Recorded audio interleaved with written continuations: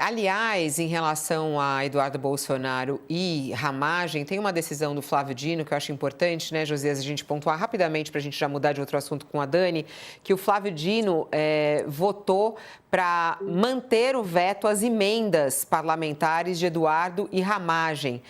Isso é uma decisão importante. O Flávio Dino votou hoje para manter a sua decisão que proibiu o pagamento das emendas parlamentares aos dois deputados que agora estão cassados, né? Eduardo e Ramagem. Alexandre de Moraes já seguiu o voto do relator.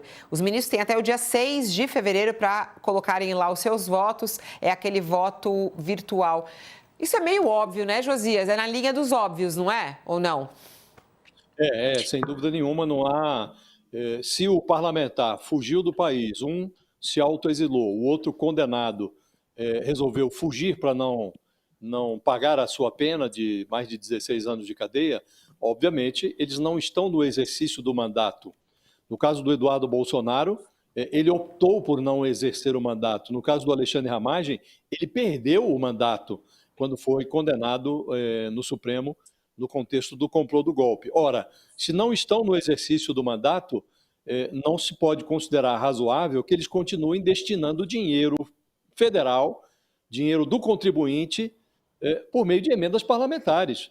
Se não tem legitimidade para exercitar o seu mandato, não tem tampouco legitimidade para destinar, para usar e, sobretudo, abusar da destinação de dinheiro público. Então, não fazia o menor sentido, mas nem tudo que não faz sentido é interrompido na Câmara. Então, tiveram curso as emendas de ambos, do Ramagem e do Eduardo Bolsonaro, elas foram incluídas no orçamento e, se nada fosse feito, elas seriam empenhadas e executadas. Então, a intervenção é muito apropriada. O ministro Flávio Dino, que tem olhado com lupa essa questão das emendas, ele deu razão a essa ação que foi movida no Supremo para interromper o pagamento dessas emendas e, sem dúvida nenhuma, Fabiola, o ministro vai prevalecer no plenário da primeira turma, essas emendas não serão pagas. E não faz nexo que sejam. Né? É uma decisão que nem precisaria estar no Supremo. Né? Se a Câmara tivesse enxergado, como você disse, o óbvio, isso não estaria acontecendo, esse julgamento não estaria acontecendo.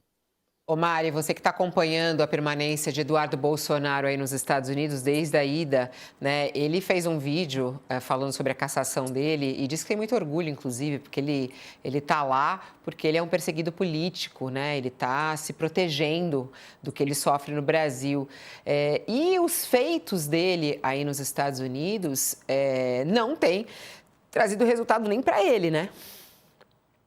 Olha, Fabiola, no último mês eu até fiz um pequeno levantamento aqui que eu vou dizer a vocês em breve, mas a questão é que no último mês o Eduardo mergulhou aí numa tormenta vertiginosa, né, em relação aos resultados que ele vem colhendo, né? Para a gente começar, enfim, com a notícia mais fresquinha, é isso. O mandato dele acaba de ser cassado pela mesa diretora da Câmara mais de 2 meses antes do que ele esperava que acontecesse. Na verdade, a expectativa era que isso se concretizasse só em março e, portanto, ele pudesse manter o status de deputado, que é até bastante importante para as negociações que ele faz aqui em Washington, né? Tem um outro peso você ser um parlamentar de um país como o Brasil ou não ter mandato nenhum, né? Naturalmente, isso é bastante óbvio. Mas só nesse último mês, Fabiola, estamos falando do último mês, ele se tornou réu no Supremo por coação de autoridades, naquele processo em que o pai dele, o Jair Bolsonaro, também, enfim,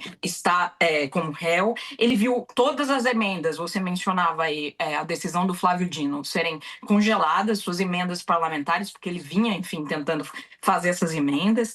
O pai, Bolsonaro, foi preso e o Trump disse só uma pena, too bad, não falou mais nada, não houve qualquer outra manifestação.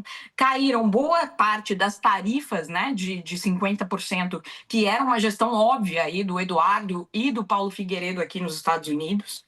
Caiu a sanção global Magnitsky, depois de quase 5 meses, sobre o ministro Alexandre de Moraes. Essa, sim, era a principal bandeira dos dois, especialmente do Eduardo aqui nos Estados Unidos, e era algo que ele dizia que demoraria, se fosse revertida, que não cairia em menos de 10 anos, que seria uma surpresa muito grande para ele se isso acontecesse. O Eduardo deixou de ser o nome Bolsonaro presidenciável, perdeu para o Flávio agora a posição de presidenciável que ele vinha acalentando ter, inclusive uma candidatura a partir do exterior.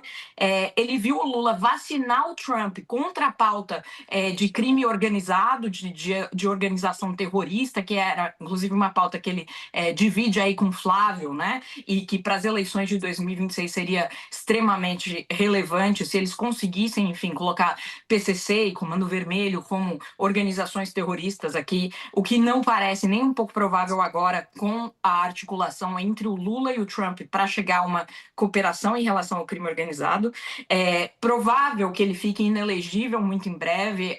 A condenação dele no Supremo é vista como certa, o que o impediria de manter qualquer, enfim, de lançar qualquer candidatura o ano que vem.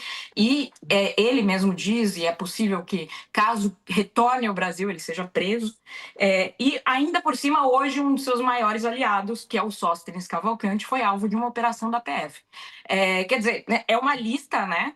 Se a gente pensar em um ano que o Eduardo se dedicou a estar nos Estados Unidos, fazendo uma campanha pela anistia do pai, junto às autoridades americanas, para que houvesse punições ao Brasil, para que a relação com o Planalto ficasse entre Casa Branca e Planalto fosse completamente inviabilizada, o Eduardo, que se mudou para os Estados Unidos em fevereiro, chega a dezembro, tendo visto todo o seu trabalho desfeito e numa condição política muito complicada, né, Fabiola? É impossível decretar a morte política de qualquer pessoa, mas os caminhos hoje para o Eduardo, como líder no Brasil, estão bem difíceis e por uma opção dele mesmo, né? Ele optou por vir para cá ainda em fevereiro, no Carnaval, ele se muda para cá, depois de ter vindo 4 vezes desde a vitória do Trump. Ele já tinha passado por aqui 4 vezes e hoje ele mora no Texas.